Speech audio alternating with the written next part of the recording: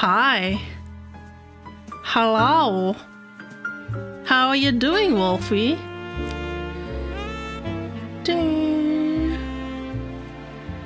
Oh my, the chat is working today. So I am actually in good spirits that maybe we won't have technical difficulties. I can't promise anything. I don't know. But maybe we're lucky. Oh man. Yeah, those technical difficulties are always annoying. But didn't you just do one yesterday? Yes, I did. Perpetually tired. Hi. I am having a lot of fun streaming actually at the moment. But it will slow down next week. Like immediately. Because I'm gonna stream on Friday, but that's where the Ace Attorney Investigations 2, well not 2, the Ace Attorney Investigations collection will release. And I'm gonna stream that and not this game. And yeah, I don't know if I'm gonna stream any other day than that. So it's just, I'm on a high and it's gonna drop immediately, right down. But it's okay. Yeah. Anyway. Clicking into the game. We should continue on right now. Oh yeah, right, we had our like thousands of dialogues with him and it's all still checked. And I mean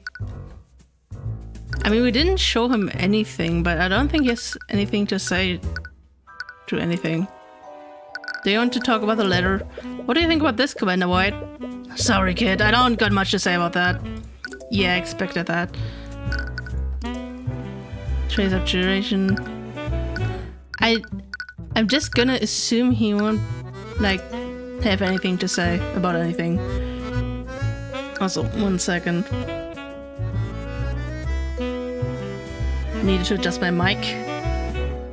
And I like to mute for that, because that's usually loud. So let's move. Where? I don't know where we wanted to go to. We came from the garden, so we don't go there. I think we're already in the prayer room. Let's go to the balcony. Let's go there. You arrive at the west-facing balcony of the cathedral. Supposedly this is where the murderer threw Sybil's body into the lake. Oh, hello there. As you inspect the area, you catch the attention of an old man nearby. From his garb, he appears to be someone who works at the cathedral. I mean, that's putting it lightly, honestly. I don't believe we have met before. What are you doing here? Sorry for the intrusion. I am Tyrion Cuthbert, and this is my bodyguard, Celeste McCoy. I really hope that this guy won't be a witness, because this voice is like literally the same as the judge. And I feel like that would be confusing. So I'm just hoping. We are investigating the murders on behalf of Prosecutor Steelwind. Tyrion Cuthbert, I have heard of you. He doesn't look nearly as criminal as I expected him to be. Rude. Judging from his thoughts, he probably hasn't heard many good things about you. I mean, who has, honestly? But forgive my rudeness. I am Theon Arceus, High Speaker of the Church of Bahamut. Theon Arceus, High Speaker. So you're the one who saw Steelwind here doing the murders. Do you mind if we ask you some questions? Oh. He scans you warily. I suppose there would be no harm in that. I mean, technically we're not defending anyone. We're also not prosecuting anyone. So you're still you're busy babysitting, but you listen to your play. It's okay, Wolfie. Hope you're having a good time. What did you see? We heard that you saw the prosecutor acting strangely here. Could you tell us more about what you saw? Did it look like she was having a psychotic episode? I wouldn't go that far, but she was certainly acting strangely. Now it's really troublesome? Aww. Then, I wish you all the best.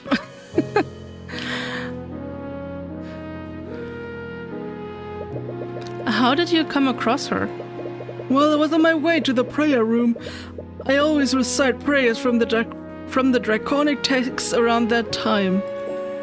Wait, he was heading to the prayer room? When I saw her, I first thought she was just enjoying the view of the lake. I was about to greet her, but when I approached her, I saw that she was throwing something off of the edge of the balcony. You must have seen her dumping Sybil's body. You're probably correct. I came to the same conclusion after they found that poor woman's body below us. Although... What is it? I only saw it for a second, so perhaps I'm wrong. But Lady Sybil was wearing much brighter colors this morning. Whatever Lady Steelwind threw into the lake, it looked much darker. What does that mean? I'm sorry, I can't really explain it. Perhaps I was just seeing things. My eyes aren't as good as they used to be, after all. I mean, maybe she was also burned, so her body would usually, would look more burned, darker after that, so I don't know. It could have been just a trick of the light. Theon Archius was on his way to the prayer room to recite his prayers. On his way there, he spotted Arya Steelwind throwing something off of the west balcony. He wasn't able to see what she threw, but after Caroline Sybil's body was found at the lake Gallicrond, he assumed the object must have been Sybil's body. However, he could have sworn that he saw something darker, but he's still not sure. I mean, there's some kind of... Is this supposed to be burn, right between these? I don't know. Wait, if you saw Arya dumping Lady Sybil's body, she must have just murdered her. That means he must have been heading to where we were at that time. Oh, were you praying there with Lord Pierce? Not exactly. What? That's not what the guards told me. The guards? Do you mean the ones standing watch outside the prayer room? Yes, they told me that Pierce was praying with some acquaintances of his. They said the same thing to Lady Steelwind as well. Wait, Steelwind was there too? Yes, she appeared to be waiting for something. But anyways, I didn't want to disturb them, so I went back to my quarters to pray there. The High Speaker didn't see her fighting Celeste. She must have started her attack after he left, but why would she bother waiting? Either way, we can't exactly question those guards. Yeah, they're still comatose after the attack. After witnessing this, he attempted to enter the prayer room, but was turned away by the knights guarding it. Why didn't you hear anything? Actually, the High Speaker's quarters aren't that far away from the prayer room. How did you not hear anything? Oh, it must have been because of the magical wards in my room. Magical wards? Are they there for security reasons? Not exactly. I just have this insomnia. Oh, wow. I actually suffer from chronic insomnia. Even the smallest sound will wake me up at night. Years ago, I had some mages enchant the walls so sound couldn't travel through them. I can't hear anything from outside the room once I shut my door. That does sound awfully convenient, but you doubt that he'd lie about something you could so easily verify. Either way, you should make a note of this. Supposedly, Theon Archius suffers from chronic insomnia and can be woken by even the smallest sound. As such, the walls of the High Speaker's quarters are completely soundproof once he closes the door. This should explain why Archius didn't hear the fight between Celeste McCoy and Arya Steelwind. Wait, let's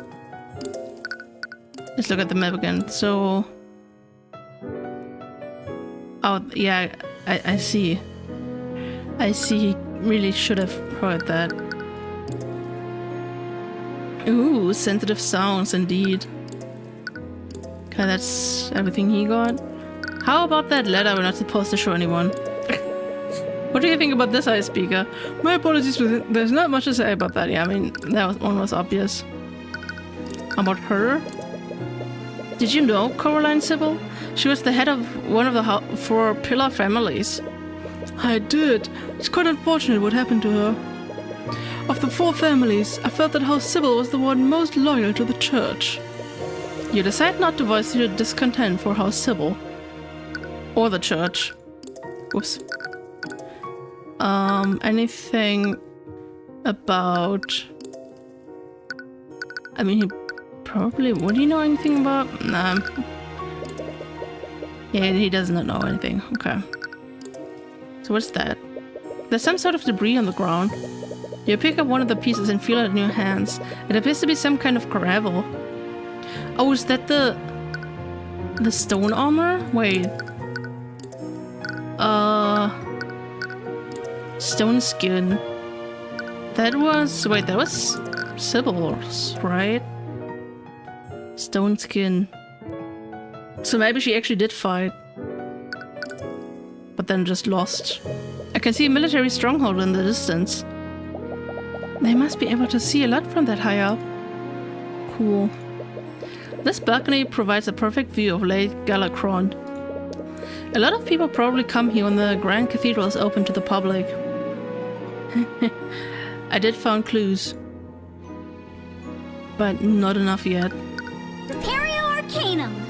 Okay. That proves my suspicion. There are traces of transmutation on the pieces of this debris. That would imply that a spell specifically targeted or created whatever this came from. But I doubt someone created these bits of gravel. It must have broken off of something else. You found some bits of earth like debris near the westward balcony. They have traces of transmutation magic on them. This also happens to be where Theon Archer saw Arius Stillman dumping Coraline Sybil's body. So the question is, was she still alive at that point? You believe you found everything you can here. Perhaps you should move somewhere else. Because she does have the slow fall thing. So she could have maybe I mean,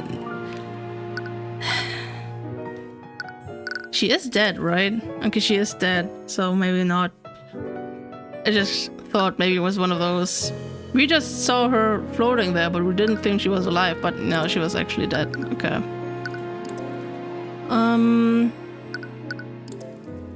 We did that, we did that, we did that. Can we now talk to Steelwind? You arrive at the dungeon to speak with Steelwind, but you can't fight her anywhere. The Inquisition and the King's Guard must still be processing her. We should come back later. Man. Knave? Do you know anything? No. We did get everything here, right? That's... Yeah, Repario Arcanum!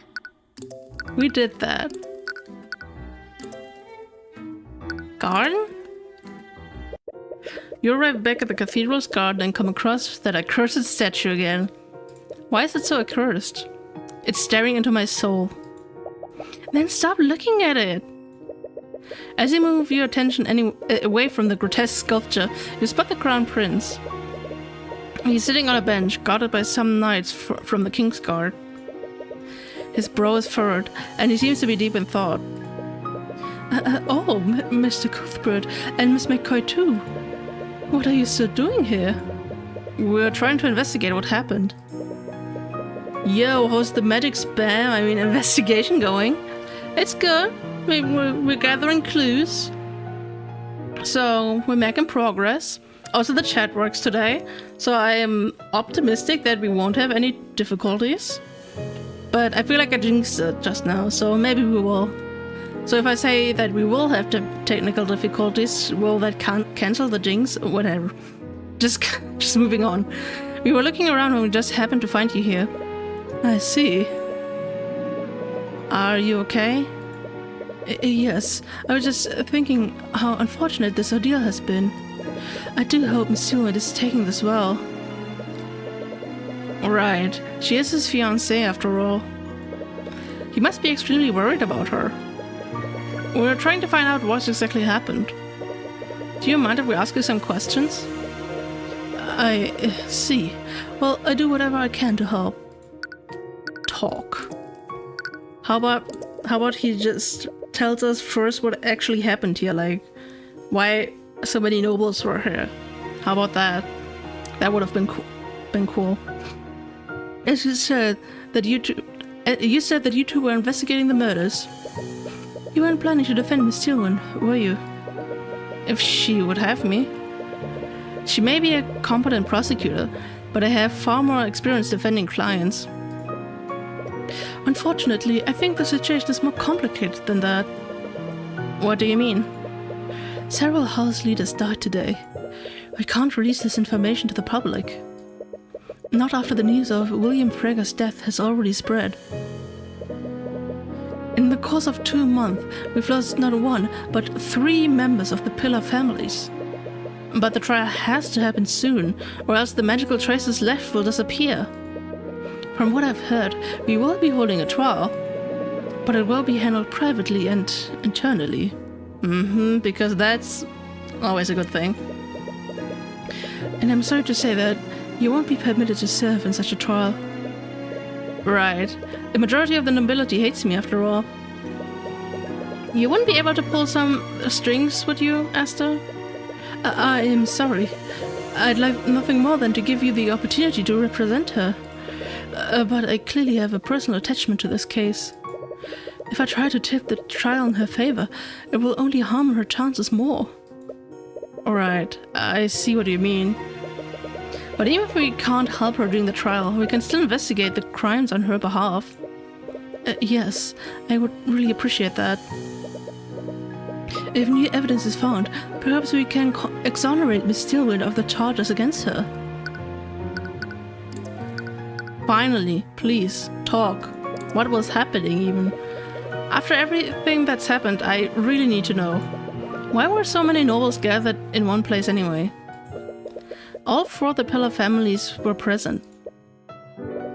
I understand if you don't want to tell me, but this information could be vital in figuring out what really happened. No, I see your point. The truth is, we all gathered to mourn the death of my father, King Olivier de Wyverngarth the Ninth. Wait, the king is dead? Yes, we wanted to avoid releasing this information to the public so close to the death of William Frega. My father has been ill for quite some time, so we were prepared for this. Or at least, I thought I was. Long live the king. Exactly, Dean, exactly. I also lost my mother when I was quite young, but it's still a little hard to take in. I'm sorry. You have my condolences. Okay, just let Mafia Girl defend. She can cheat and Arias and Noble. They'll be fine. So true, actually. Thank you. But if King Olivier is dead, that would make you... Yes, you currently stand before King Arthur de Wyverngarth, ruler of our kingdom. Considering everything that's happened, he seems less than thrilled about that. I suppose that explains why all those nobles were gathered, and calling him Your Majesty instead of Your Highness, you know? They came under the guise of paying their respects. Plus the interactions would be extremely funny. That is true. But it's clear that they all wanted to get closer to the new king of Wyverngarth. I think the Fregas were the ones who genuinely came to give their condolences. It do be like that. Speaking of the Fregas, I think you need to know. I saw Beatrice before I was knocked out. I think she may have been the one that killed Garrick Pierce. He does not like that. Why would she be there? I'm sorry, I know she's a friend. But we already know she's not above committing murder. I see. I suppose if you're saying it, it must be so. But what possible reason would she have to be involved in something like this?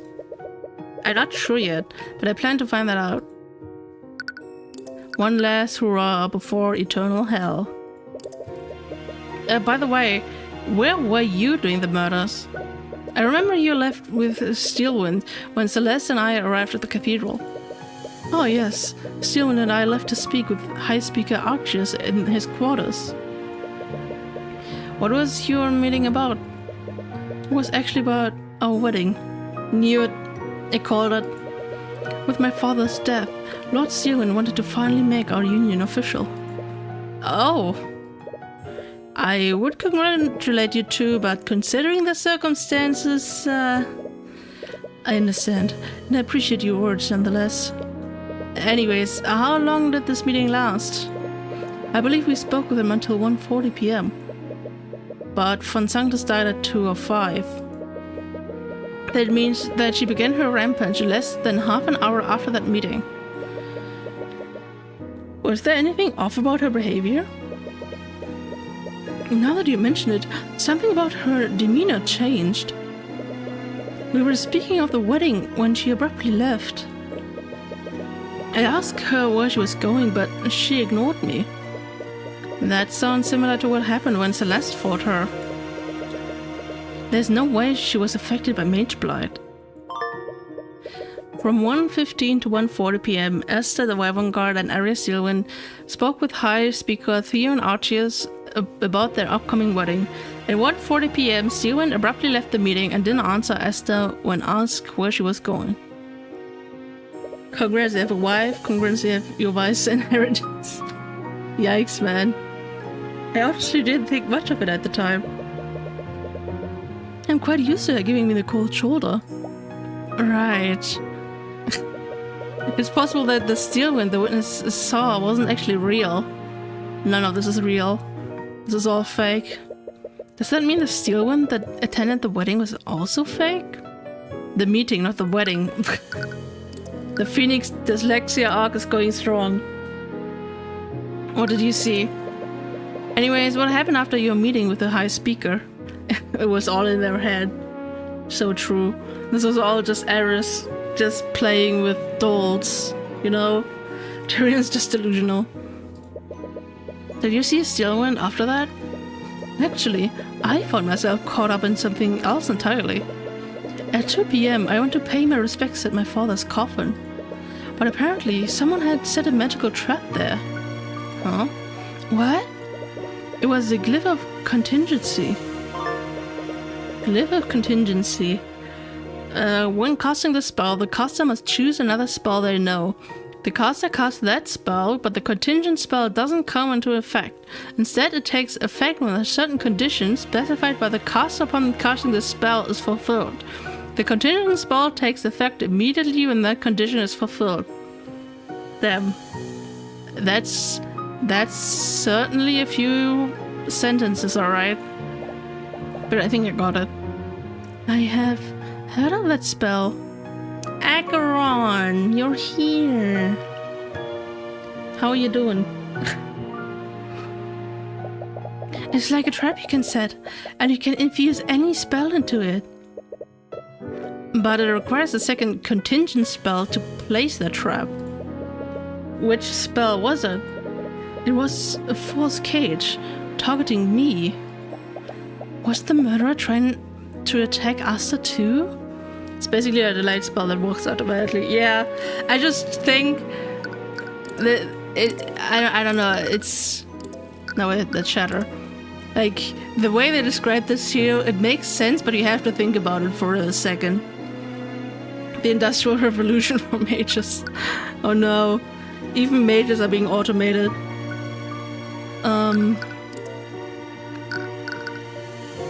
Was there something else I was looking at? No. I want to save though. I mean, that was from last stream, but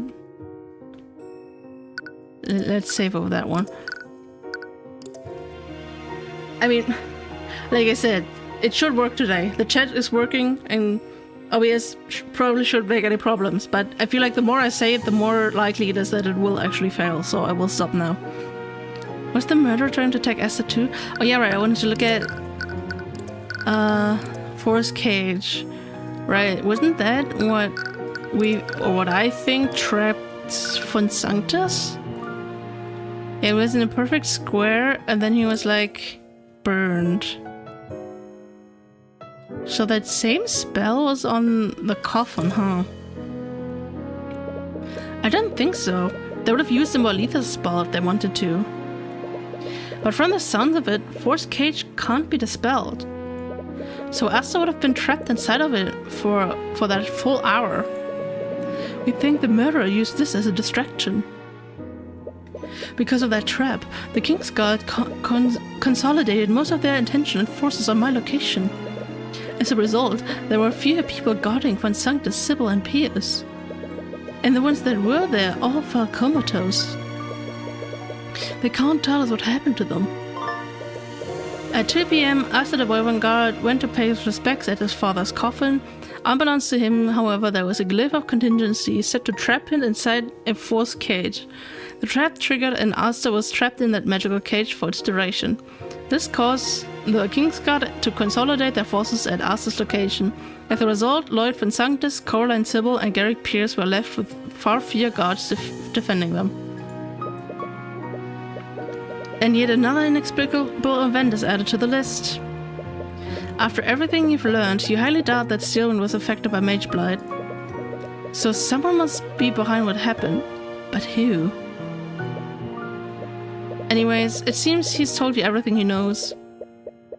He probably didn't witness much after he was trapped in that force cage. You should move somewhere else. What if I want to detect magic? Repario Arcanum. Okay. So, can we now talk to Steelwind? Nope. It's the monkey from last cage, the smartest culprit of all. So true. Wait, but we were everywhere now. Back here? Oh. Oh no, not the child. She attacked a member of the royal family and killed several nobles. What else is there to investigate? The laws are clear about what we must do. We should execute her immediately. Alaric, the situation is far too much important to make such rash decisions. Also, you are just 7 years old, so shut up. We need to approach this calmly and carefully. As we return to the nave, you spot the young prince in an argument with that nobleman you saw earlier. Now that you think of it, you still have no idea who he is. Oh, it's you two. Your Highness. And I don't think we've been introduced. What? I see you're still as insolvent as ever. I like that kid. If you execute everyone, you get the culprit for sure. I think that the law says execution after a fair trial, so the child should learn more about them first. Both of these are true. You know what? Eric is actually using the Zero logic from the third Zero Escape game. He's like, you know, if I just kill 5 billion people, then the one person to cause the downfall of humanity will also very likely die, right? So he's using that same logic. If you just kill everyone, the culprit will die at some point. Oh man. He shouldn't play Zero Escape. You stand before Sir Remus Virgile, Archduke and Royal Advisor to the Wyvern Guard throne. Oh, I believe he means advisor. Remus Virgile, Royal Advisor. Well, I mean, life is truly unfair. Can you believe how many people a simple snail killed, you know? Like, if that's not unfair, then what is? Archduke? You didn't even know the Kingdom of Wyvern God had a title like that. Why haven't you ever heard of him before? Why are you two still here anyways? I thought the cathedral was closed for the investigation. 6 or 8 billion. Yeah, I know, right? Yeah, definitely the snail's fault must be the famous immortal snail. Exactly. We're investigating what happened on behalf of Prosecutor Steelwind. I see. Anyways, I have much to attend to. I'll be taking my leave. You sense a tinge of anxiety. Is he avoiding you? Actually, since we have you here, we have some questions for you. The both of you. You should know your place, knave. Oh god. Always a treat to talk to this child. Your Grace, where were you when the murder took place? Just what are you trying to insinuate? Please, Alaric, there's no need for that. To answer your question, I was speaking with Lady Freda's familiar. Tracker? No, it was the demon who calls himself Manwrath. What? Why would you want to speak with him? He was actually the one that sent for me. According to him, he had some information that was of great import to me. You didn't make a contract with him, did you? Of course not. What kind of desperate fool do you take me for? Great. We've spoken to him for like 2 minutes, and he already, hates me. Already made a bad impression. No, he gave me information he had freely. But why would he do that? Demons are supposedly always trying to trick humans into making deals with them. Looking back, it must have been a distraction. What a fool I was. I knew he was playing with me. But I knew he couldn't tell lies, and the information he had was too important to ignore.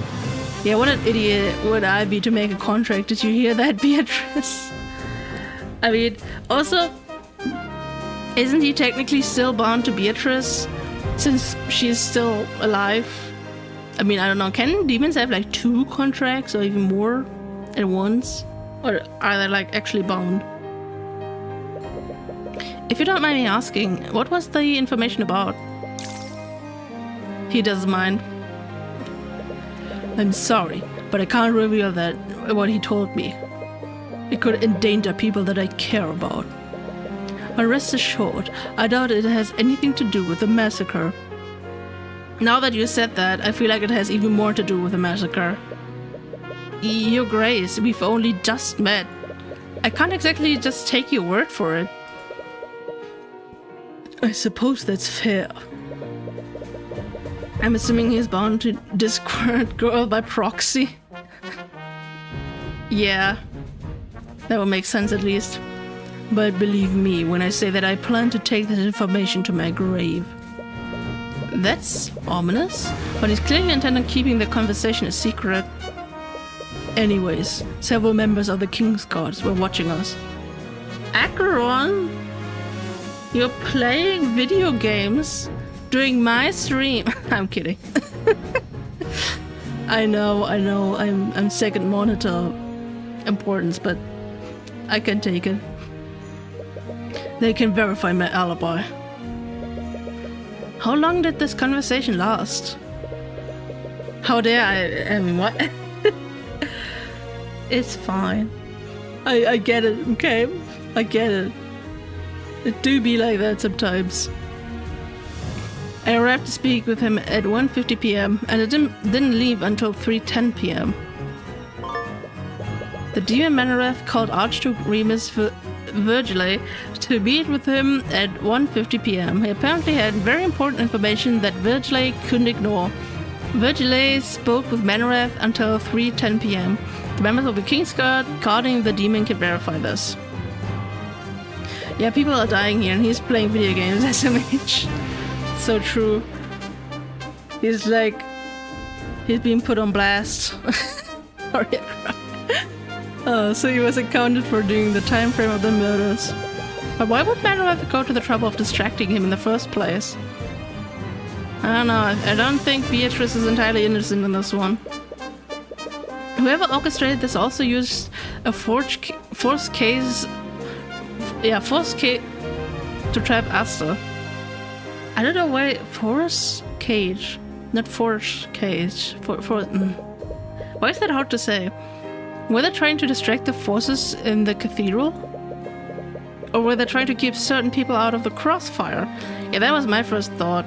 That actually the cage thing around Asta was more like to protect him, so that he wouldn't be caught in the crossfire, but who knows? That would imply that Seal would actually place the trap in order to entrap him and then go on her rampage, so that doesn't make any sense. Either way, it's clear that Beatrice has a lot to answer for. Still one spell. Your Highness, we heard the prosecutor cast a spell on you when you saw the fire in the common room. Can you tell us more about what happened? I can't believe she attacked a member of the royal family. She was completely irresponsible with her magic. I understand your feelings about this, but we can't say for certain that she inflicted mage blight on herself. We don't even know if it was actually her. I saw her with my own eyes. Plenty of other people did too. Either way, where did this happen? It was on the path outside the common room. I saw smoke coming from the building, and I saw Steelwind walking away from it. So this must have been after she murdered Von Sanctus. I have a feeling I already know the answer, but was she behaving erratically? No, she very deliberately cast a spell on me. Which once again implies that Mage Blight wasn't behind this. Do you know which spell she cast on you? I'm not sure. I've never been affected by a spell like that before. From the magical traces on him, we know that it was a transmutation spell. Transmutation spells manipulate and change physical matter. It's scary to think about what that might do to a human body. Are you sure he's okay? Lord Aselbius inspected him, and he doesn't appear to have any lasting injuries. We're hoping this spell's effects were only temporary. Can you describe what you felt when you were affected by it? That might help us identify which spell it was. Well, I was extremely dazed, and my ears were ringing. My vision was also partially blurred. It was as if my mind was in some sort of fog. Not the fog, no. Whenever I tried to speak, I couldn't even form words with my mouth. I could only make grunting sounds. I couldn't walk either, so I had to crawl on the floor. Was he like transmutated into an animal? I'm sorry I had to go through that. That must have been traumatic. But what kind of transmutation spell would do that? The fog is coming now. It had to be something that affects his senses. You know, if he was actually transmutated into an animal, that would make sense because everyone said that they didn't see him the entire time he was affected by the spell, only after it wore off. They found him, if I remember correctly. So, if he was an animal, then they wouldn't know it was him. You know? You already told us that she wasn't acting erratically. But was there anything off about her demeanor? I only saw her for a moment. You can actually try to guess the spell because they didn't include this detail in the game. The budget issue. Damn. Wait, so this is never cleared up what spell this is? Damn. But she was definitely different than usual. She was completely emotionless. Yeah, that's exactly what she was like when I fought her too.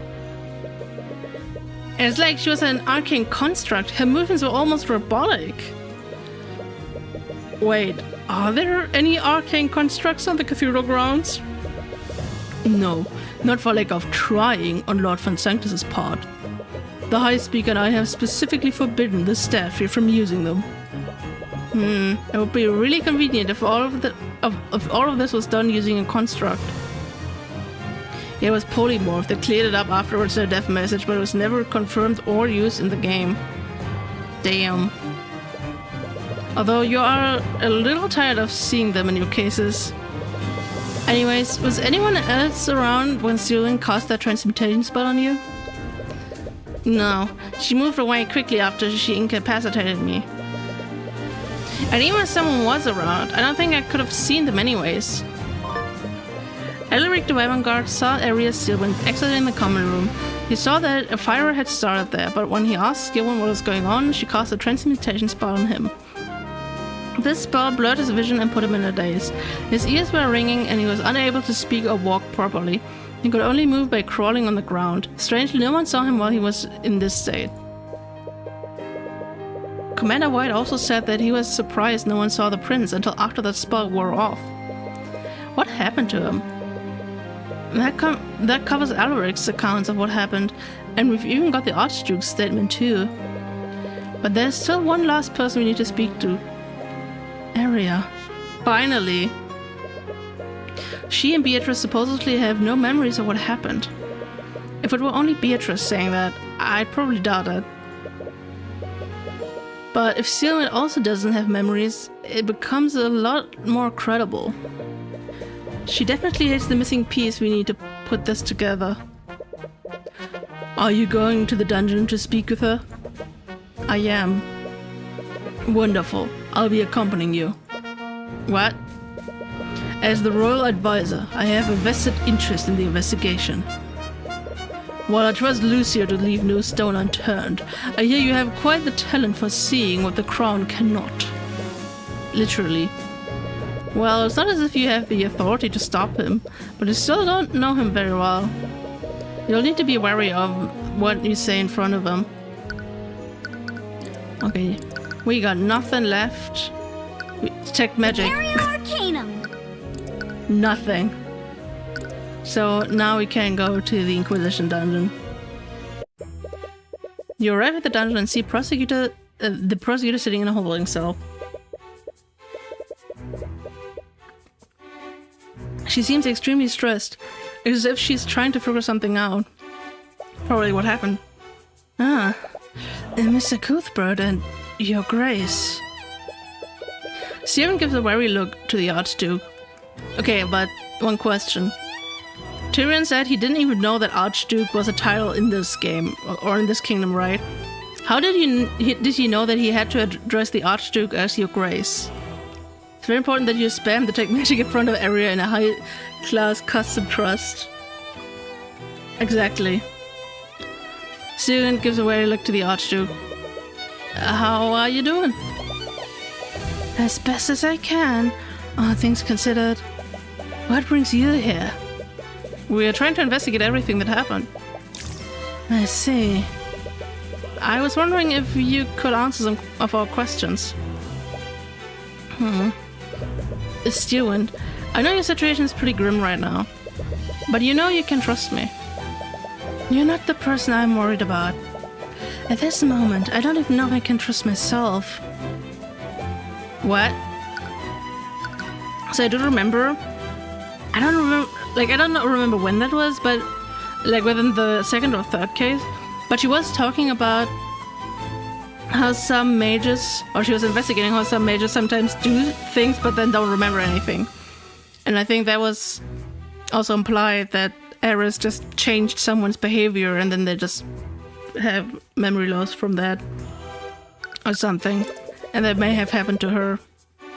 Eris is one of the best characters in the game, but she is extremely unlucky. That to be true. She's kind of... She has a rough bad. We heard that you don't have any memories of what happened. Is that true? It is. No matter how much I try, I can't recall anything. What is the last thing you remember? I believe I was leaving my meeting with the High Speaker and His Majesty. After the meeting, I was planning to return to the nave to speak with my father. But I suddenly felt extremely nauseous. I thought some fresh air might help me feel better, so I went to the balcony. The one over Lake Galacrond? Yes, that one. The last thing I remember was losing consciousness as I looked at the lake. And did you cast any magic before this happened? No, I didn't. Are you sure you don't remember anything after that? I don't. All I remember is waking up to the sound of someone sobbing. It was Celeste. She was crying over your unconscious body, Mr. Cuthbert. Arya Stillman has no memories of what happened after she left the meeting with Tyrion archers and asked the Wyvern Guard. After she left the meeting, she began heading to the nave to meet with her father. However, she suddenly felt nauseous and went to the westward balcony. She lost consciousness soon after. She later regained consciousness in the prayer room when she heard Celeste McCoy crying over your unconscious body. She did not cast any magic before she fell unconscious. Magic. I feel like you completely ruled out Mage Blight. So I doubt that's why you can't remember anything. Are there any spells that can specifically modify or destroy people's memories? It would certainly explain a lot of this. No, arcane spells can only affect the physical world. But throughout history, mages have attempted to develop skills that can affect the mind. There's no recorded history of any of them succeeding. But you're assuming that arcane spells are the only type of magic that exists. What? I think you've observed it already. There are magical creatures in this world that don't use arcane magic. Isn't that right, Mr. Cuthbert? Uh-oh. What? Does he know about the Eye of Horus? Sounds like it. I'm not sure what you're trying to imply. Don't take me for a fool. Several of my associates attended Frega's trial. Like me, a wolfie of rare species. Exactly. And they all heard what the demon referred to you as. Heavens born. If I learned that Lumina had anything to do with this. Your Grace, I'm not an agent of theocracy. And even if what we're saying is true, I wasn't the one who manipulated Tyrion's memories. I was just unconscious. But I suppose you raise a good point. If something affected Tyrion's memories, it wasn't necessarily an arcane spell. Maybe she was just drunk. Could you imagine a spell that just makes you drunk? In fact, it couldn't have been an arcane spell. It was definitely something else. You're probably right. Which proves that I'm responsible for the murders. What? I read it this? You just said that you don't have any memories of what happened. Why are you so convinced that you're responsible for this? I told the Inquisition already. I saw Beatrice before I passed out. She's clearly involved in this somehow. And there's more to this than you realize, Mr. Cuthbert. For the past few months, the Inquisition and I have been investigating a string of seemingly unrelated murders. During each of those cases, we were able to apprehend the perpetrator without issue, but there was always something off about them during questioning. The murders were always abnormally gruesome and passionate, and each of the perpetrators said the same thing. They all said that they had no choice. No choice? Cases like this have been occurring throughout Wyvern, and very little connects the perpetrators to each other. Blah. All except one thing. Each of them acted as if someone had controlled them against their will. Almost as if they were in a video game. They are probably just desperate. Most murderers try to make excuses after that call. They could even just be They could even just be in complete denial. Arlen said the same thing, but these cases were far too similar for me to ignore. I wondered if they were telling the truth. Perhaps each of these murders was committed by an unknown party. I didn't have any concrete evidence, but I knew I was getting closer to something. The purple conspiracy? Purple? Steven, I don't mean to be rude, but this sounds completely insane. You don't even have any physical evidence to prove these murders are connected. There's one piece of evidence, but it's hardly concrete. But it does tie each of these cases together. She takes out a small parchment from her pocket and shows it to you. It's a purple symbol. Several of the people were arrested had an item with this symbol on it. None of them could remember where it came from, or even what it was. But they all somehow knew that it was called the Purple Mark. But there has to be an explanation for this. It could just be some esoteric superstition that we don't know about. If that's true, then ask yourself one thing. Where did I get this parchment from? You know what I mean? I found it in my pocket after I was properly confined. Whoever I've been chasing must have left it there to taunt me. For all I know, they could have controlled my body and forced me to draw this symbol myself. Either way, this all but proves the massacre at the cathedral is related to it. It's the purple mark. It's some sort of strange symbol. Every Sylvan calls the purple mark. She thinks it has some relation to our mind control conspiracy. Supposedly, this mark has been found at the scenes of several gruesome murders throughout Wyverngar. Aria felt she was getting close to the truth when she regained consciousness after the massacre, and she found a paper with a symbol in her pocket. Aria's fate. I don't want to dismiss what you said, but this definitely won't hold up in court. Nor should it. If my mind has been compromised, I can't take the risk of leaving this dungeon. Otherwise, I could end up harming more people. Wait, are you planning to spend the rest of your life in prison? If that is what is necessary to keep everyone safe. But what about Asta? Weren't you supposed to be married soon? He's the king now, and he can't rule Wyverngar alongside him from a holding cell. You're correct, but he's always been a remarkable person. He should have no problem finding another suitress. You feel an overwhelming sadness emanating from her as she says that. Aria? No. What? You're not going to sacrifice everything for someone else's actions. Mr. Cuthbert, I am not going to risk more lives. If I were to hurt His Majesty, I would never be able to forgive myself. Please don't ask that of me. Uh-oh. Uh-oh. You know what? Detect magic. Arcanum. Do we have enough stuff? Can I present her with stuff?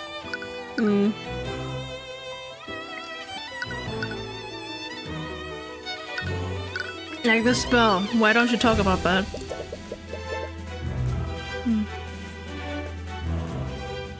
How do you think about this?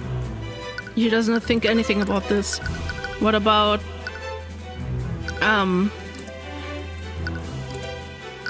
about that? No, nothing about Asta, damn. What about... the symbol? She does not think. Oops. Let's try the argument. Tyrion's going to throw away everything she cares about for the greater good. Even if she was the one who did all this, she's not the one who's responsible. You can't let her resign herself to a fate like this. Let's start an argument. Argument. Sealant, are you seriously just going to throw away your life?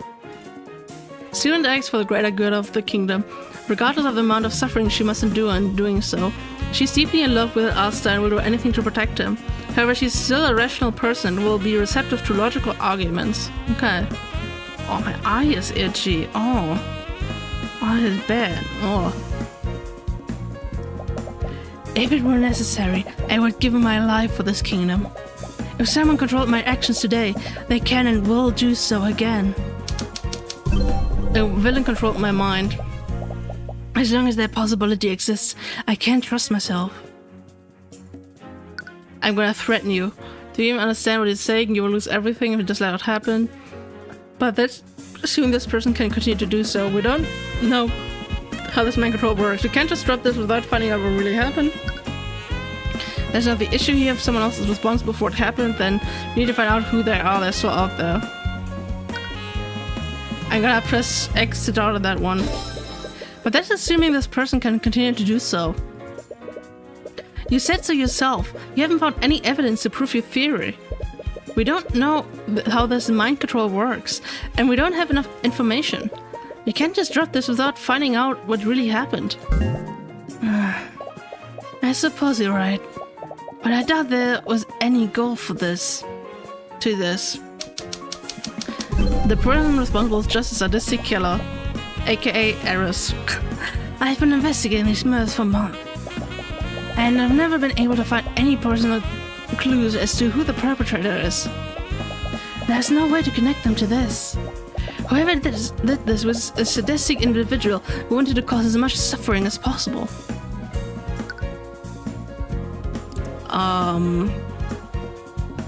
What do you mean? Eris is clearly a good girl. Exactly. Do we present this? mean, like, that it's kind of an organization. Murder's root.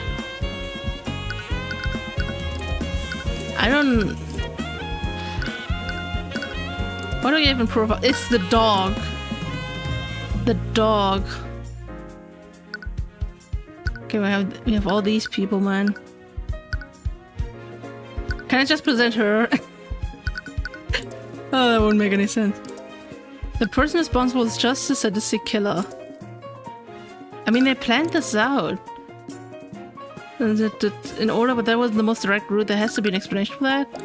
What is this? The perpetrator was nearly as aimless as you think. And this proves it.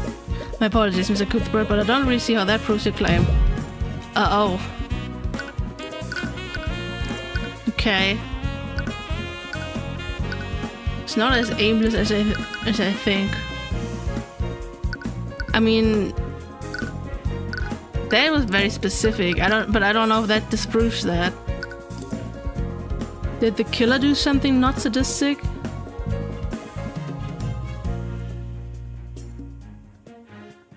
Oh, my eye is killing me. Help. I don't know. How about this fluid? Oh wait, do you mean the do you mean that? That's true, Acheron, that's so true. That's not true, Steelwind. But Acheron, that was true. Whoever did this had a very specific target in mind. Both Prince Alaric and the High Speaker saw you when the murders were being committed. Not to mention they set a trap for Esther. What? Let's assume that someone was controlling you. They wouldn't have left Alaric, Archias, or Esther alive if they were trying to kill as many people as possible. I suppose you have a point there. But even so, that hardly narrows things down. If someone was controlling me, they wouldn't need to enter the cathedral to use me. Whoever didn't need to enter the cathedral to commit the murders. Perhaps you're right, and the perpetrator only wanted to murder the 3 victims. There's plenty of people who might want to see those 3 dead. They need to enter the cathedral. I mean, they needed to place the trap, right? Because... But I don't know if that's like... If I can use the same thing twice in a row. It's gotta be wrong. It's gotta be wrong. Never mind, it's not wrong. Never mind. There's one thing you're overlooking. Before the murder started, someone trapped Asta with a forced cage using glyph of contingency. But they didn't harm him. It was probably just a distraction. Even so, this gives us 2 very important clues. The first is that whoever did this is capable of casting those 2 spells. This means that the perpetrator was a mage. And that's true. But the second clue is the most important one. Whoever set the trap for Asta, they did so within 24 hours of it triggering. This means that the perpetrator must have been someone who attended the funeral. So it was one of them. That narrows down our list of suspects substantially. There's a chance we can identify who did this. And if they really did control your actions, we can find a way to prevent them from doing so again. Steelwind, you need to fight this. I can't.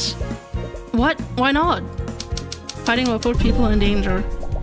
If we pursue an individual like this, they might retaliate even more than they already have. They wanted to remove me from my position. How will they react if I try to resist? They might hurt even more people to send a message. It's far too dangerous. Whoever did had a goal far bigger than you, and you have no guarantee that they'll stop there. Who will be the next target? Your father, the king? I doubt someone like that would go that far. They might decide to lay low and wait for things to die down. You can't break down in the face of injustice. If you let the perpetrator get away with this, we're letting them know that their actors will go unanswered. I mean, threatening the king? Probably that? Yeah.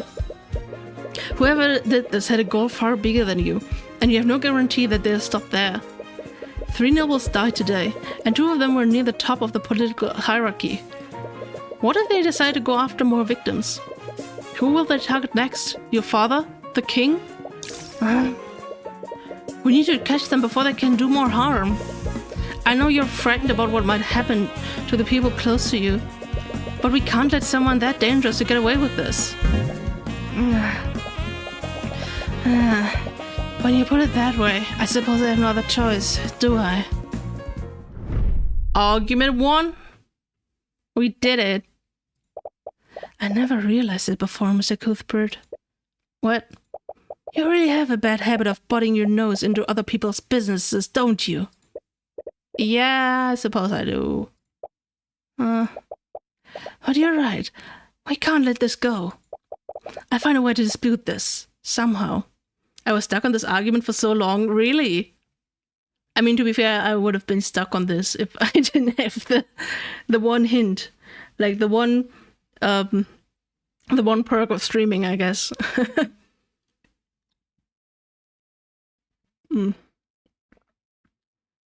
I need so much more water. I need to find a dispute this somehow. Thank you, Mr. Cuthbert.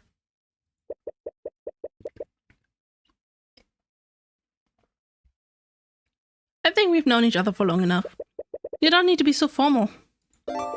You successfully argued against Arya Steelwind. Perhaps I misjudged you. Water for everyone, exactly. Always stay hydrated, folks. Especially if you're streaming and reading a lot of dialogue. Your throat needs that. That good old liquid. I know I agreed to fight this, but... what is it? You're the most qualified attorney in the nobility. You'll definitely be able to make a case for yourself. As you probably know, House Sybil controls the legislative and judicial branches of our kingdom. I'm sure Celeste needs water too. True. She should also stay hydrated. And they've nominated my father as the prosecutor for my trial. What? No one believes my theory of mind control. Everyone believes that I overspent my magic and gave myself mage blight. As a result, they blame House Steelwind for Coraline Sybil's death. Now, the only way for him to redeem House Steelwind is to convict me and sentence me to death. But he's your father. There's no way he would... This isn't the first time something like this has happened. When I was a child, my mother accidentally overused her magic and induced mage blight within herself. In her resulting psychotic episode, she massacred an entire village of commoners. No, House Steelwind almost lost everything after that. To redeem himself, my father personally oversaw my mother's trial and her execution. And that's... My father values his duty to Vyrangard over everything else. Nothing matters more to him than that, not even his family. I wanted to have confidence in myself, but I don't know if I can face him like this. Mr. Cuthbert, what is your stake in all this? What? Yeah, we've kind of just been doing everything without even being like asked to do this. You hate the nobility, don't you? So why are you so intent on helping with Steelwind? Because she's innocent. I know she is. She would never be irresponsible enough to give herself mage blight. Mr. Cuthbert, it doesn't matter if she's a noble or a commoner. She's being oppressed by the system and she deserves a fair trial. Well said. What? I, Remus Virgile, hereby grant you the privilege to serve as Miss Steelwind's counsel.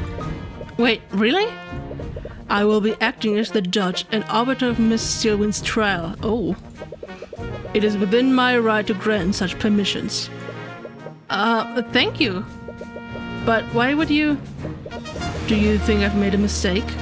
No, of course not. Please don't reverse that. Arrow was missing when they were giving out happy childhoods. Or like any happy moment at all. Oh no, that's so sad. I serve as Steelwind's attorney. If she will have me. Of course. There's no one else I would trust more with this. Oh man, she's actually smiling. And please, you've done a lot for me already. You don't have to be so formal. please, call me by my first name. Oh god. Fucking Celeste is like side-eyeing her like real bad. Like, Celeste is already taken to doing that. But since you'll be defending me, you'll probably need this. Oh yeah. Area Seal Spell Compendium. It contains the formulas for the following spells: Mend Wounds, Firebolt, Shape Liquid, Dispel Magic, Steal and Strike, Detect Magic, Polymorph, and Hold Creature. Wait. So was Tyrion, to be fair? Yeah, that's also true. A Firebolt caster launches a fiery projectile that's hot enough to inflict third-degree burns. The projectile can travel 120 feet without collision before its magic dissipates. Once it collides with something, it will set the object ablaze if it's flammable. Already not a good look for us, considering what happened with Pont Sanctus. Hold Creature. When casted completely restricts the movement of the target. While concentrating on the spell, the target will be unable to move any part of their body, even subtle movements such as the gestures required to cast certain spells are impossible. As a result, the target will also be unable to move their mouth to speak. She gave a companion their intimate. Oh no. I mean, it's okay. I think we still... Do we still have Celeste's companion? I mean, I guess we don't, since she learned a lot of more new spells, so, whoops. Okay, but that spell is OP, man. Steal and Strike. The caster strikes targets of their choice within a 40 feet radius with their slashing force. Each slash has the might and power of a mage blade and can cut through thick metal armor. It's the ultimate spell of Steal, and its spell formula is a closely guarded secret. Okay. Polymorph. Wait, did he actually... He actually did transform it into an animal. The caster transforms the target within 30 feet of them into an animal. The animal can be any creature that can fit within a 2x2x2 feet cube. For the duration of the spell, the target senses intellect will also be changed to match that of the animal they are transformed into. Sectum Sempra? But hell yeah, I got that. Dispel Magic. Choose any magical effect within 120 feet. The spell that is created, that effect immediately ends, unless the target spell is immune to being dispelled. However, that only ends the spell's effect.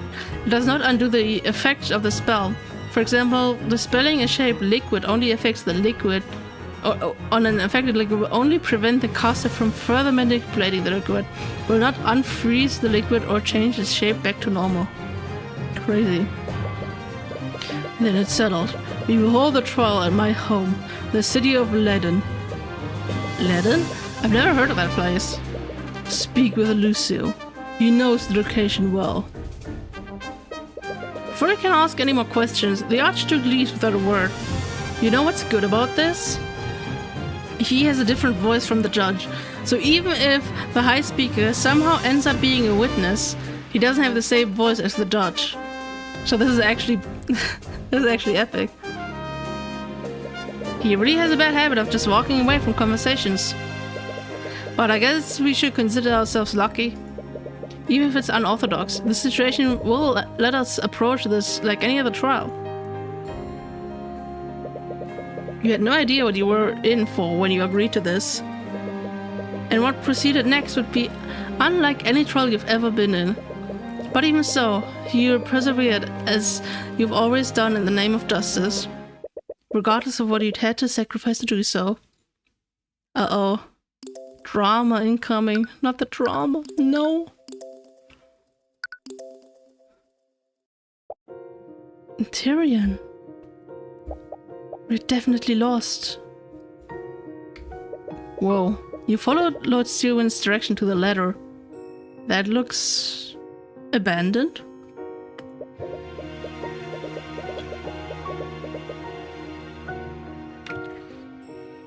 But it appears that you found yourself in the ruins of an old city rather than the estate of the Archduke. There's a ton of trauma. Yay. I don't understand.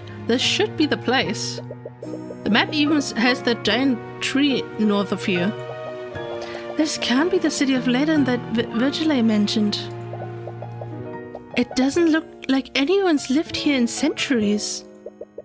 But Lord Tyrion's directions are pretty straightforward. So why are we... Wait a minute.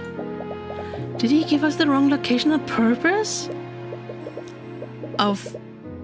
I forgot his voice. And this might... this might be the same voice I just gave the Archduke. Whoops. Please, what kind of dishonorable cretin do you take me for?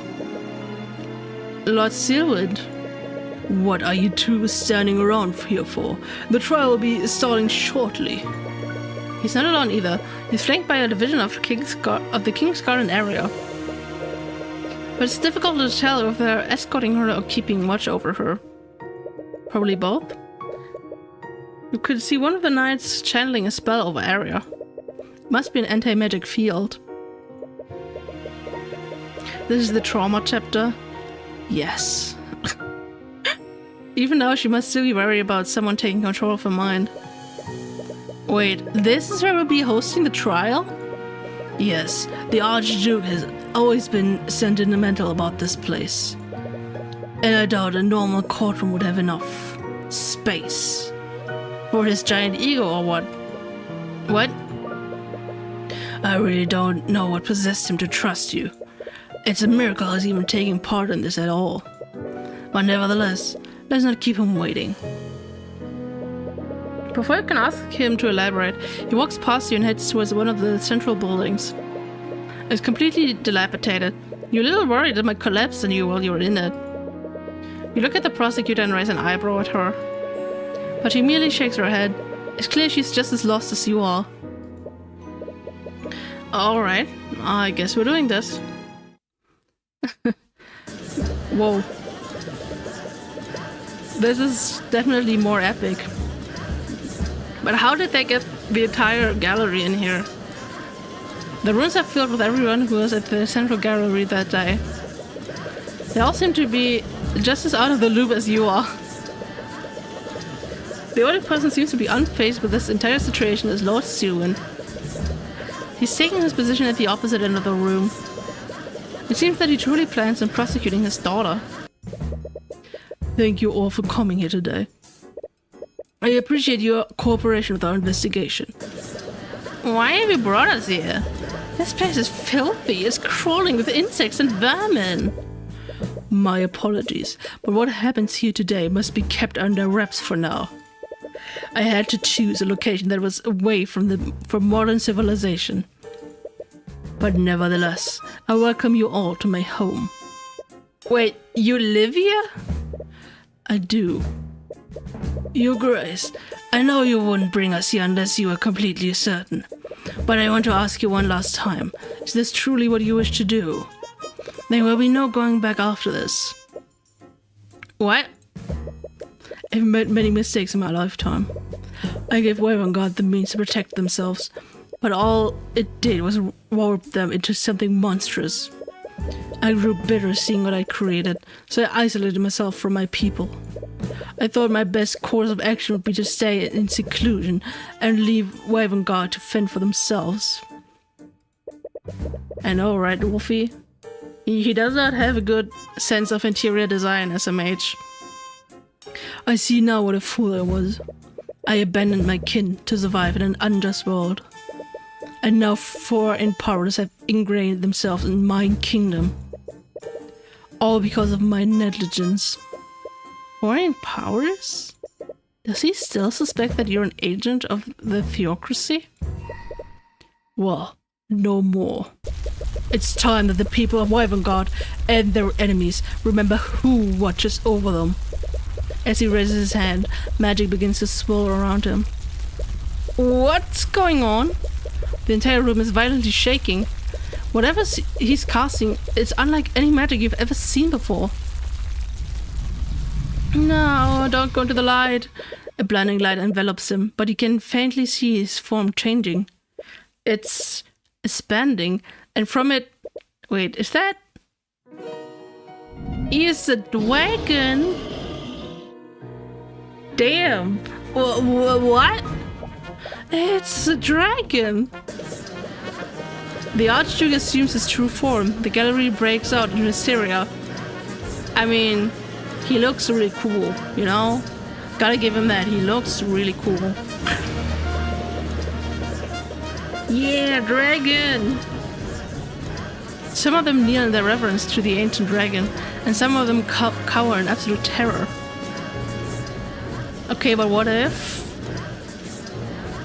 That's so cool. True. It was just a polymorph. I mean, that can't be it because it literally just says it has to be a 2 by 2 by 2 feet square, and I think he's larger than 2 feet. You get to see it in person? Yay! Are you done babysitting? You even see some of them attempt to flee before they're stopped by the Knight of the King's Guard. It's not a polymorph, yeah, but it would be funny. Oh god, how do you... Now I really wish I had voice filters for this. This would be really cool. But I don't have anything set up, so we just have to... just imagine the cool dragon voice, okay? Enough! This may not be a court, but I will have order. You're an ancient dragon. No, you're the last ancient dragon. That is correct, Heavensborn. I am the Lord of all lords. You all stand before Rathelion, the Scaled Lord. Arcane was just chilling. Rathelion, the Scaled Lord. Remus Virgile is an alias I assume when I walk amongst your kind. Is that... No. I was like, is that an anagram? But no, it's not. That would be funny. I'm still having trouble babysitting. The bunny refuses to nap and the dragon making a mess. Oh lord. Yeah, that is tough. But make no mistake, even in my human form, I have always had the strength of an ancient dragon. Until now, only the lords of House Steelwind and the kings of Wyvern have known my true identity. But I will hide no longer. My will alone will determine how this trial ends. I wonder if Rathelion is still alive, like you said. I wouldn't be surprised. Despite everything, our kingdom's constitution still includes him in our government.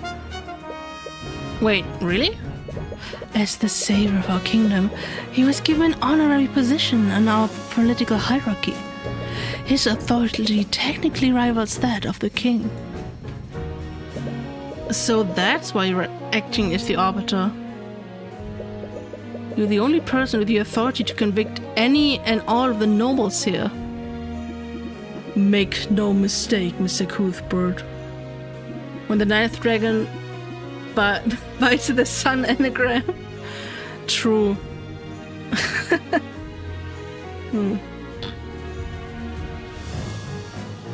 I will remain impartial regardless of what transpires here. Well, let's hope so, at least. I will not interfere in this trial, nor will I try to manipulate its outcome. I will only mediate its proceedings and pass judgment when necessary. Well, that's certainly terrifying. Now then, with introductions out of the way, shall we proceed? You know what's really troubling? I I noticed this immediately after doing Eris's voice again. My throat just dries out immediately. Whenever I do that, it just dries out like the Saharan desert. And that was probably not a good choice, considering he's probably gonna be like the main villain. So whenever she like becomes evil again and we're like fighting her or whatever, and then my voice is just gonna die. But we'll cross that bridge when we get there. Reading the game text but adding our messages to the game. Exactly. Of course, Your Grace. The prosecution is ready. The defense is also ready. I am sure we are thoroughly aware of why we gathered here. But for the sake of doing this properly, could you please list the charges, Lucio? Ares is attacking you, IRL, I told you. Yes, he's breaking the fourth wall. Of course. The defendant, Arias Seward, is charged with several counts of manslaughter. Her victims include many knights from the King's Guard who are still unresponsive. And of course, there's Lord von Sanctus and Coraline Sybil, the heads of House von Sanctus and House Sybil respectively. What is this path? This trial has been over before it began. Lady Stone clearly overestimated herself. Even a child knows to be wary of the mage blight. Now, don't you see? This is Bahamut's judgment. The divine powers The divine power that be clearly thinks she is unfit to rule at the king's side. That took like 3 tries. Might I remind the court of my own testimony? I witnessed Beatrice Frege enter the prayer room before I lost consciousness. Isn't it suspicious that this occurred around 15 minutes before Pierce's death? Objection! Already objecting. If I recall correctly, you only caught a glimpse of her. You don't know if it was someone else disguised in an illusion. You didn't even speak to her. That's all the more reason to call her to the stand to explain herself. She has already testified that she has no memories of what transpired during the massacre. There's no need to drag this out any longer than necessary, Cuthbert. My client has the right to a fair trial. And Beatrice Frege's involvement clearly implies some sort of foul play. Enough. I find Mr. Cuthbert's request to be reasonable. And I agree that Lady Frege's actions are quite suspect. Huh. There you are. Let the defense have this battle. Oh, I only hope for his sake that his blade strikes true. Why is everything a war metaphor for you? You know, he's a war veteran, he's like old, has a big axe, you know. Beatrice. I'm glad you're safe, Mr. Cuthbert. Not for lack of trying on your part. I have no memories of what I did. I just got glitched again. If I hurt you, I am truly sorry. She actually looks pretty sincere, but it's not as if she is the first. If this is the first time she's lied to you. To be honest, I'm still a little doubtful about your memory loss. But I'm not the only one who experienced it. Aria also has no memories of what happened. And how would you know that? Word travels quickly around in the dungeons. What? Regardless, if you truly have no memories of what happened, could you testify about what you do remember? Perhaps there's a clue there we haven't discovered yet. Very well. Now my nose is itchy. Everything is itchy. Oh, we got new music. Also with a dragon sitting in the background, this is really, really intimidating. I was with my sister and my guide, Aris Ulmater. I was speaking with them in the garden when I suddenly felt ill and lost consciousness. When I woke up, my sisters found me. They said that I had gone missing for over an hour. Most trustworthy testimony, trust. You know what I find funny? This implies, or like not just implies, directly shows that she's like facing backwards towards the dragon. Which makes sense since she would be facing towards ours, but I don't know, it's kind of funny that she's just facing her back towards the fucking deity of the kingdom. That's funny. I was confused, but when I later heard what happened, I realized that someone must have taken control of my body. I have no memories of what happened, and from what I understand, the same thing happened to Aria. And to make matters worse, there's nothing that indicates who may have controlled her actions. So she's also saying that someone else is controlling her. Well, her testimony does match up with Aria's statement. But there's something off about the way she's testifying. If she were trying to lie to you, she would have been a lot more vague. What is she doing? She probably doesn't even know herself. Cross-examination.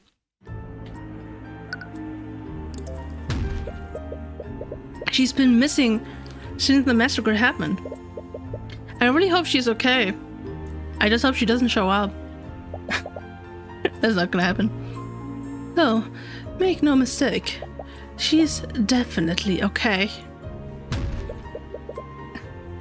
Whenever he does that animation, I can just imagine like one of those stones just slowly ever like nudging towards him, and then at one point he's just slamming his hand onto one of these rocks and just hurts himself.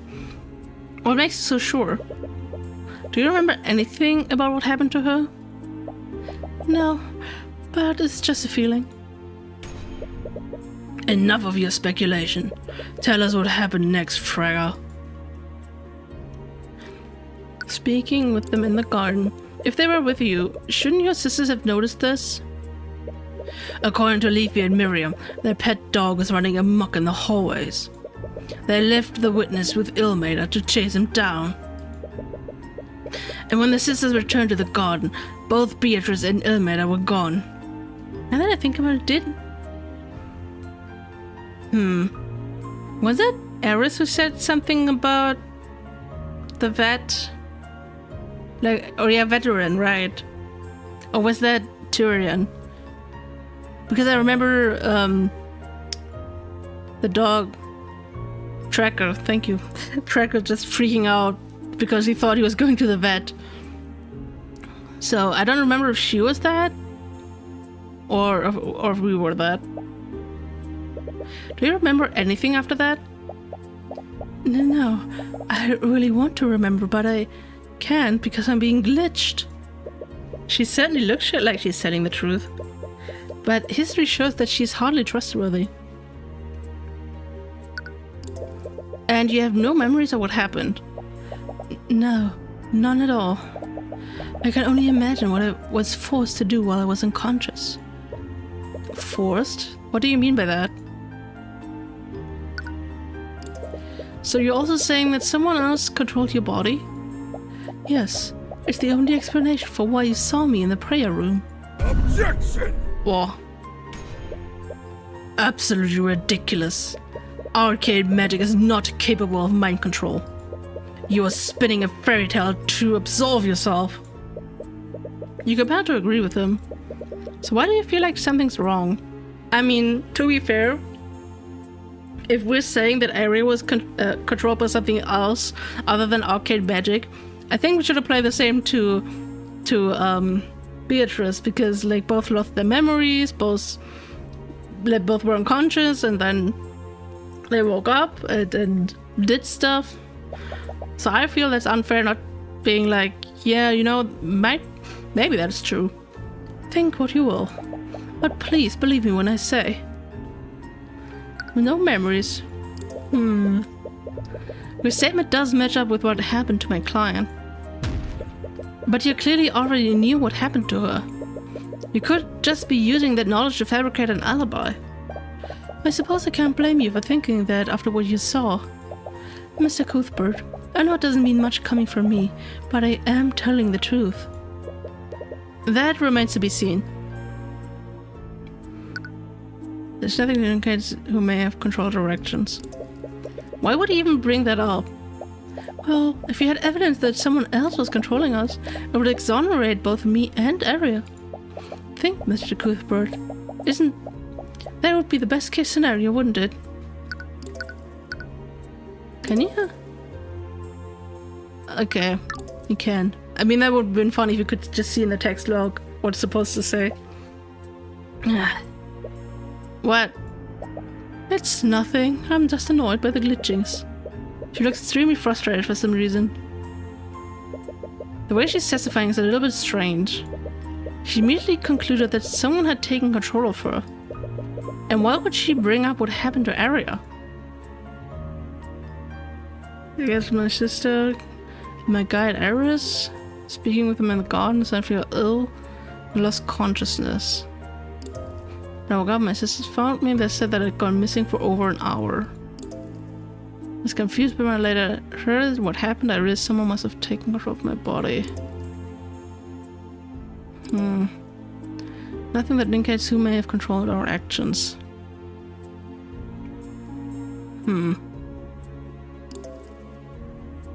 What? I just noticed that Manref is blinking, and that's kind of freaky. Do we have anything?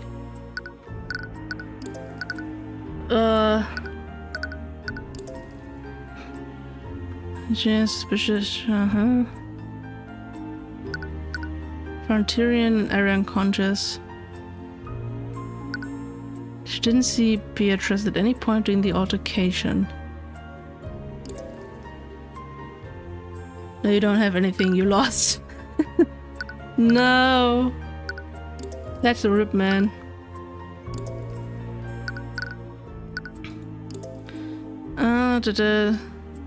That was a meeting. I'm just thinking maybe the time doesn't add up. Oh, your sub-agent figures we lost consciousness. Regardless means someone another. In cover to escape, she was found later comatose in front of the prayer room. She disappeared, has been missing. Yep, scary, like those statues from Rome or was London, those demon statues. Wasn't that France? With the or maybe I'm thinking of something else. I can't remember what they're called though. Wait, did she have no... Did she say something when she woke up? When I woke up, my sisters found me.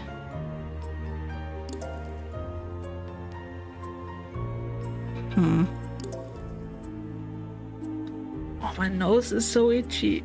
Help.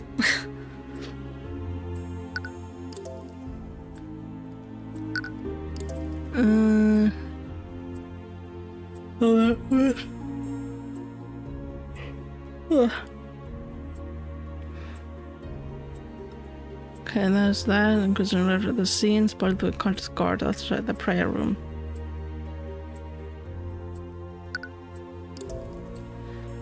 Oh wait, there's a spell menu. No, that's not what I meant. Charged from each time of death and murder went from the common room to the balcony, then to the prayer room in that order. Where was my own testimony again? Oh, there.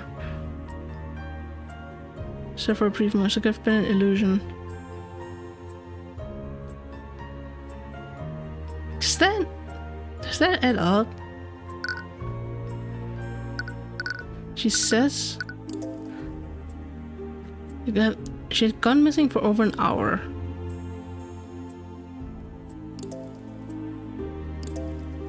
Huh. This found me that girl, but for an hour? I was confused. When I later heard what happened, I realized someone must have taken control of my body. I have no memories of what happened, and from what I understand, the same thing happened to Arya. Make matters worse, there's nothing that indicates who may have controlled her actions. Also, I just realized... Where's Celeste? Where is she? The way she says something is a little strange. She immediately concluded that someone had taken control of her. And why would she bring up what happened to Arya? I don't know. Why not? And the same thing happened to Arya. Do I have anything for that? I mean, of course not. So we dead. Celeste is busy casting detect magic in the witnesses room. Nothing that indicates who did it. Yeah, that's the question. Do we present this? I think so. Those statues from the Disney movie Hunchback of Notre Dame. Yes, I'm thinking of exactly those, and those would be French. After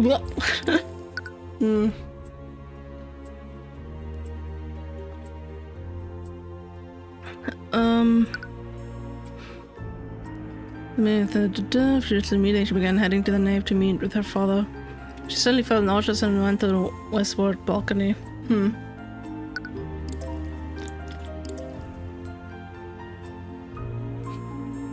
I mean, now that I think about it, that is true. We technically do have a clue, and now I wonder if she has that too, and if she doesn't, then maybe she's lying. Or it's because she knows Eris is like some demon, dragon, lord, god thing, and so that was not necessary. Objection! Why would she say something like that? You found the contradiction, but it was almost like she gave it to you. Beatrice, you said there's no indication of who orchestrated this. But there's one piece of evidence that does just that, albeit loosely. And what would that be? This symbol. You pull out... You just pull out... You pull out the parchment of the purple mark on it and show it to her. Manreth, what are you doing? What's wrong? He's using his powers to suppress our connection. Magic? I can't actually see what you're trying to show me. Manreth, can you stop being petty and just let her see it? I don't take orders from you, Heavensborn. I wonder, Mr. Cuthbert, what is on that parchment? You see, Beatrice, Arya has been investigating a string of murders throughout the Wyvern Guard. These murders appear to be unrelated, despite how gruesome they are. But they all share one thing in common. This symbol was found on each and every crime scene. Objection! Don't tell me my daughter has roped you into her little conspiracy theory. Your mind control defense would be laughable if it went downright insulting. Lord Stillwind, during the gap in Arya's memory, someone placed this mark in her pocket. It was clearly some sort of taunt from whomever orchestrated this. How rude is it to say you see to a blind person? True, actually. Although we did assume that Manreth would see for her, but yeah. Nonsense! She clearly drew that symbol herself during her psychotic episode. I've had to listen to her go on and on about her insane theory. She was obsessed with it. Mr. Cuthbert, aren't you curious about what just happened? What are you talking about? Think about what... My apologies, I don't know why I said that. God damn it, Eris. Is everything okay, Beatrice? She's like fighting the Matrix right now. Yes, I'm perfectly fine. Anyways, it looks like you'll have to figure the rest out on your own. Figure out the rest of on my own? What do you mean by that? There's nothing to figure out. Your Grace, these two are making a mockery of us by spouting these insane theories. The defense clearly has no case. End this at once. Like, we have so much proof to show that it was not Mage Blight, which actually may make it worse. You know, because she was not psychotic, but then you could spin it like she was actually consciously doing that, but still, man. Oh, I just saw his age, like 1,203. Considering what I know, I'd like to indulge this theory. What? The judge is finally giving you a chance for once. That's a first. It only takes a 1,000-year-old dragon for that to happen. You shouldn't waste this opportunity. You've actually been noticing it for quite a while. Beatrice has been acting strangely since the trial began. It's suspicious, but not in the way that seems to implicate her. It's almost like she's intentionally trying to make you realize something. Why don't you pull on this thread for a little more? She does ask you if you were curious about what just happened. You're not sure why she stopped herself when you asked for elaboration. What event was Beatrice referring to? But whatever she's trying to draw your attention to must be significant. Beatrice denied the purple mark despite the evidence. The conspiracy? Please... Is that what we're... Beatrice presented a contradiction from Beatrice. Wait, Manolith?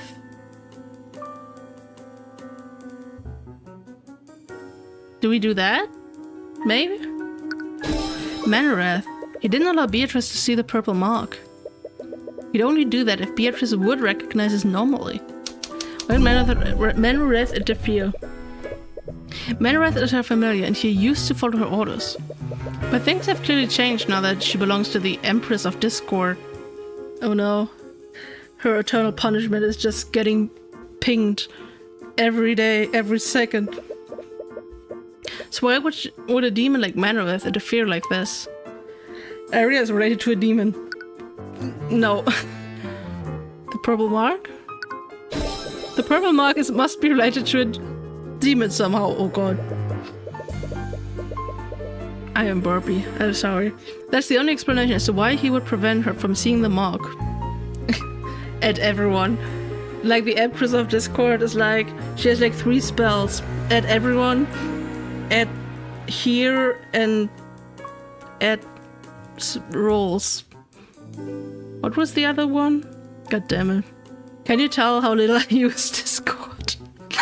Oh no. But Aria has been investigating murders throughout Wyvern.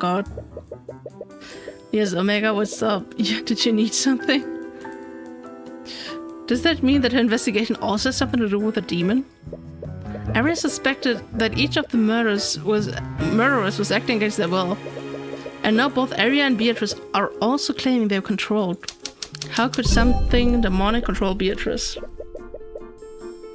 You can't explain what happened to Aria and these other individuals. But you do know why Beatrice might not have full control of her actions. Beatrice... she forgot. Lost control over their...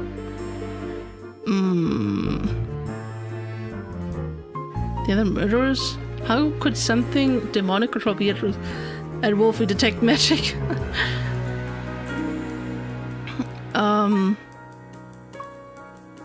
Beatrice... Lost... I mean...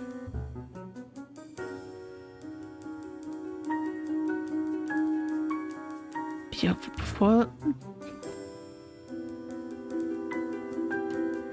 I mean, no. I'm confused. What do they want me to say? Isn't Manriath. How can something demonic control Beatrice? Because of the blood contract. But... Shit. I don't know. Beatrice lost control of her actions due to a blood contract? Okay, the there and there confused me so much because it was just there and not her, and so that sentence didn't make sense to me, so I was like second guessing myself like 3 to 4 times doing that.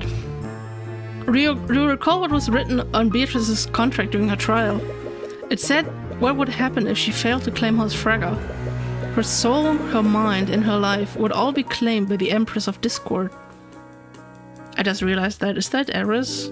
Did she say that? She was the Empress of Discord? What does this tell us about Aria?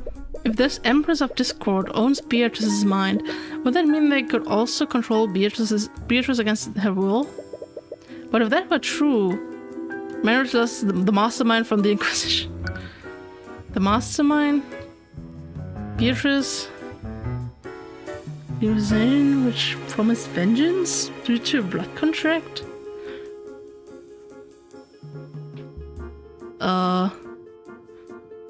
Yeah. Control of her mind due to the blood contract. No, but that's Beatrice. We were talking about Aria. That doesn't make... I was about to say that doesn't make any sense, but it does. No, that can't be right, can it? Did Aria seriously sign a blood contract with a demon? But why would she ever do that? But it's the conclusion that makes the most sense. You can't think of any other way someone could control her against her will. And there is one way to find out for certain. The Divine Edict. that same ability used against Beatrice during her trial. It was instinctual at the time, but he has some understanding of how it works. It creates a copy of a blood contract between a contract holder and the demon who created it. But for it to work, you need to know the name of the contract holder. In addition to that, you need the name of the demon who created the contract. Which demon did Arya make a blood contract with? Right now, you're only relying on guesswork. But going off of what you know, the demon who made the contract must be Eugene Haraldson, of course. I mean, I don't know. Are we saying Manwrath? No, Manwrath is constantly bound to Beatrice. I was about to say that doesn't make sense.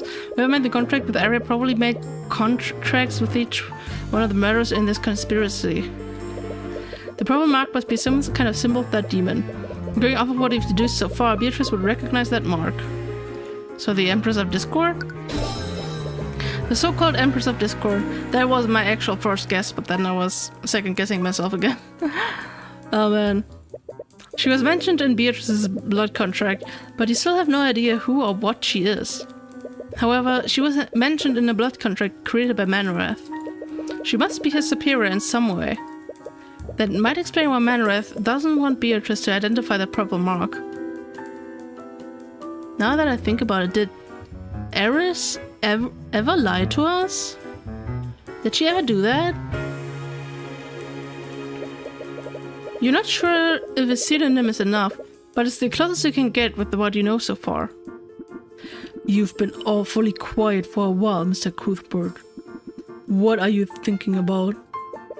He's probably imagining new ways to futilely stall for time. I think I finally figured out why the witness and the defendant can't remember anything. And it would also explain why they didn't have control of their actions. Objection! Again with this.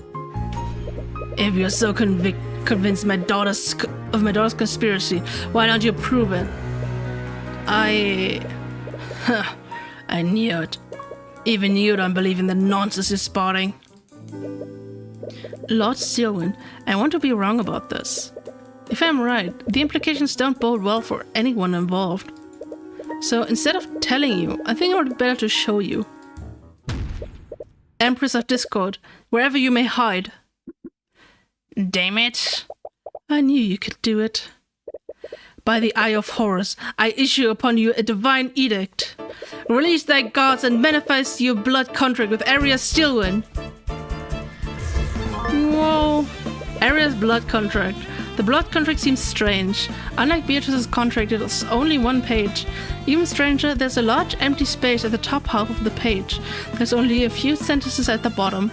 For the intentions of this contract, the person who hands the contract to Arya Steelwind will be referred to as the patron. By signing this contract, Arya Steelwind surrenders her mind, body, and soul to the patron. This contract will bind Arya Steelwind to the patron so long as they both live.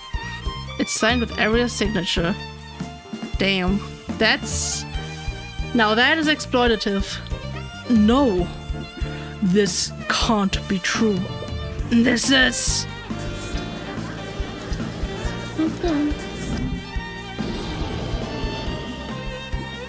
Now that's a bonk if I've ever seen one. Enough! Stop prattling amongst yourself! Objection! No, this is a sham! This wretch has clearly created a convincing fabrication! You're talking about your own daughter! It's genuine, Lucio. The dragon do be angry. It's impossible to falsify something like this. You can't deny the truth anymore, Lord Steelwind. Attack of opportunity is so good. True, there is a way to control someone else's actions. Arya Steelwind wasn't affected by mage blight. She was controlled against her will. With this evidence, there's no doubt that Arya did sign a blood contract. But it still doesn't make sense. I agree. Even if Arya was the type of person to sign a contract with a demon, there isn't a single part of this contract that benefits her. Why would Arya sign this contract? Lucy's face when his daughter's innocent. True. Meredith helped the play tribute because she was threatened by the nobility. The Empress of... Okay, wait. The area signed the contract because she was... threatened by... by a normal document. By Latsuin? No, by Beatrice? I don't know. This doesn't seem right. Created the contract. Exact revenge on Lord Steelwind.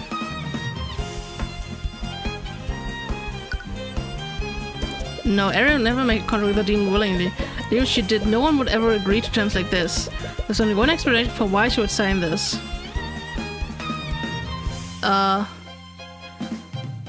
They mastermind this scenario to... No!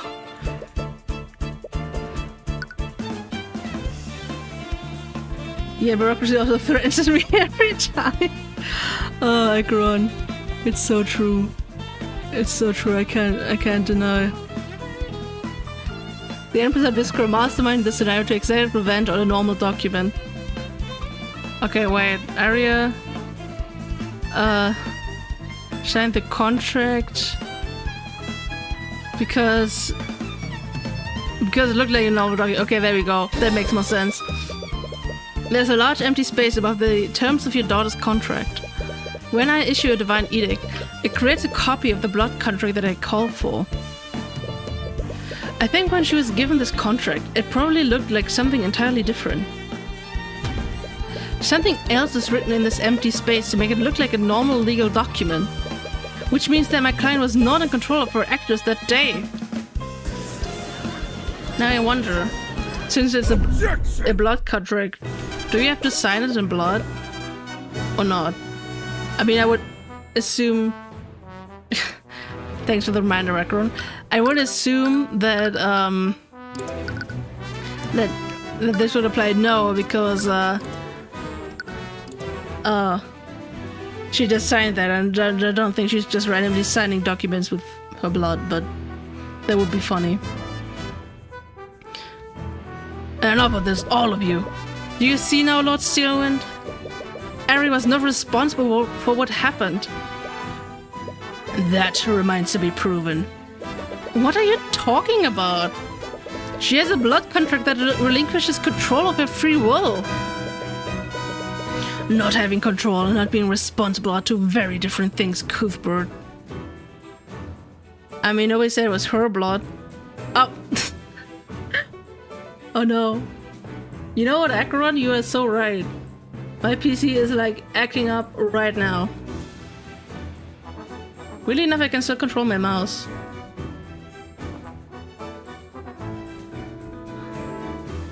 Oh no. Unknown software error occurred with OBS. No. No. I jinxed it like 3 times today. I'm gonna post 07 in the chat for like 5 minutes. I think my PC is gonna crash again, but it takes forever until it crashes, so... I mean... okay, now the game crashed, okay. But we're still live, right? So maybe it's only the game. Because weirdly enough, the error message said something about OBS, but I had a quarter of a second buffering, so that helped remind me. Huh, interesting. But that was a good call. Oh god, I hope you can't see my... Okay.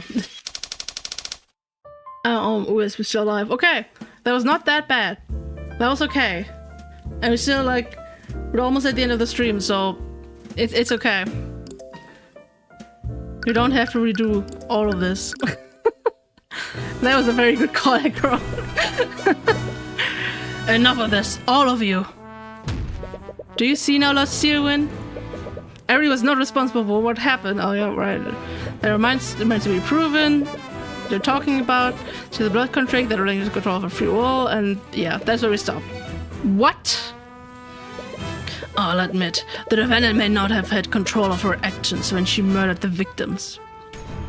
However, she did have full control of herself when she signed this contract. Bruh, have you ever heard of the concept of being deceived? Are you serious? No one in their right mind would willingly sign a contract like this. And what of Beatrice Fragger? Her contract had perks. Was she in her right mind when she made a contract with the demon Manwrath? If we can't hold the defendant responsible, surely we should also acquit Lady Fragger for the murder of her father. Those are two completely different scenarios. What is this guy on about? That's hardly the same thing. I, for one, fail to see the difference. Because I am stupid. A fool made a deal with the demon, and as a result, several esteemed members of the nobility were killed. She's your daughter, Lucio. And how does that change anything? Damn it, he seriously doesn't care if he convicts Arya. Honestly, this only places more responsibility on her for what happened. No, because he has a thing on his eye, true, he just can't see. He's just half blind. I could have accepted if she had been reckless and accidentally induced mage blight. But to sign a contract with a demon? Again, bro, we're arguing that she didn't know. Like, we're arguing that this was disguised as a normal fucking ass document. And that she didn't know she was signing away her free will. Like, people don't just do that. Especially not people like Arya. That only further espouses the need to put her down. She was clearly tricked, Lucio. Is that so? As a fellow attorney, you would really sign a contract without carefully expecting it?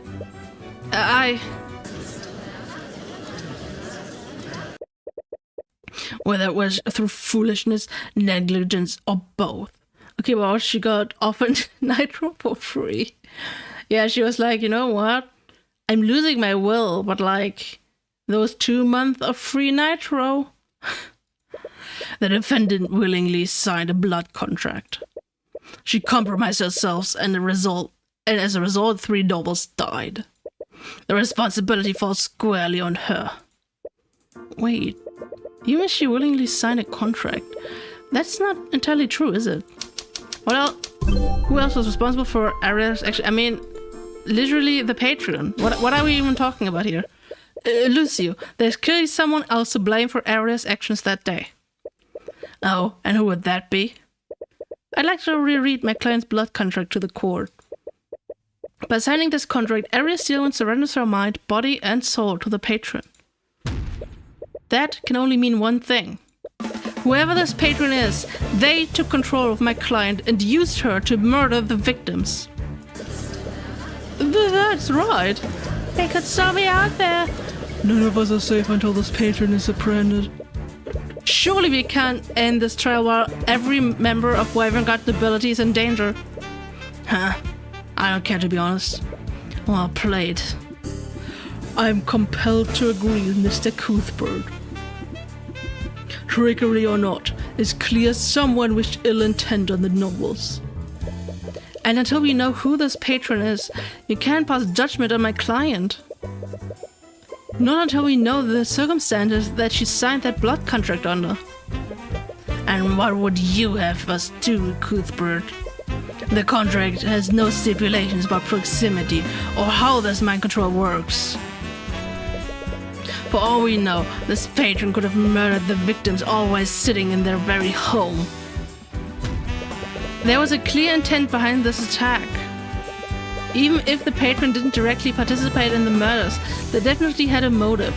Wait, does she have... She doesn't have she doesn't have the skill needed for the trap. So we knew that the patron had to have been there. If Arya was being controlled, then we can analyze her behavior to determine who was controlling her. I see. That does sound as good as a plan as any. At the very least, we can't allow this patron to escape justice. Huh. He looks not impressed. Despite the questions raised, we've clearly made some headway. I believe we should take a brief recess to process these revelations. Very well. Oh, there's Celeste. She's just been here and not said anything. And this is like the perfect opportunity to end the stream, because we had like 2 hours. Yeah, that's what we're gonna do next time. Don't take it from me, game. We're just here in the main menu. Like I said, we were very close to finishing the stream today because, like I said, I'm gonna do 2 hours more. My voice can't take more, is what I wanted to say. Kitty and goat. That's why he's the goat. Nice stream, thank you. As I said before, you beat Discord for once. Well, not yet. We're gonna beat Discord in either next stream or the stream after that. I don't know how long it takes until we actually get to Discord, but yeah. As I said earlier, a huge number of streams this week, and the next week is immediately gonna plummet because I don't even know. The only stream planned is on Friday when the Investigations Collections, Ace Attorney Investigations Collection releases. I will stream that a little bit because I'm very hyped for the official translation of the second game. We're also immediately gonna jump into the second game. I'm not even gonna bother with the first one. Even though that is technically the first official release of the first Investigations game here in Europe, since that never released outside of Europe, but I'm not even gonna bother with that. I'm gonna go straight into the second game. We're gonna go stream the whole thing just a little bit, just a little taste, because I'm very excited for that. And other than that, I don't know. I'm busy socializing with friends and going to a concert, so I don't know if I can stream. Can I watch that because spoilers? I mean, it's only gonna be the first case. But it's okay. It's okay. Yeah. Other than that, like I said, I don't know. As I said, I've kind of been enjoying streaming more since I've, like, if you have actually people in chat, that's actually really very fun. So I've kind of been enjoying that more than recording, so I don't know when you can expect the next game. Like, I was actually planning on taking like 2 weeks off between Let's Plays anyway, but I have recorded 3 parts, but I was like, I don't know, I'm not really feeling it. I don't know if it's because of the game or because of recording itself, so I don't know when you can, like, expect the next series. It's gonna be a break with videos for a while. I'm gonna try to stream once a week. I don't know if I can actually do that.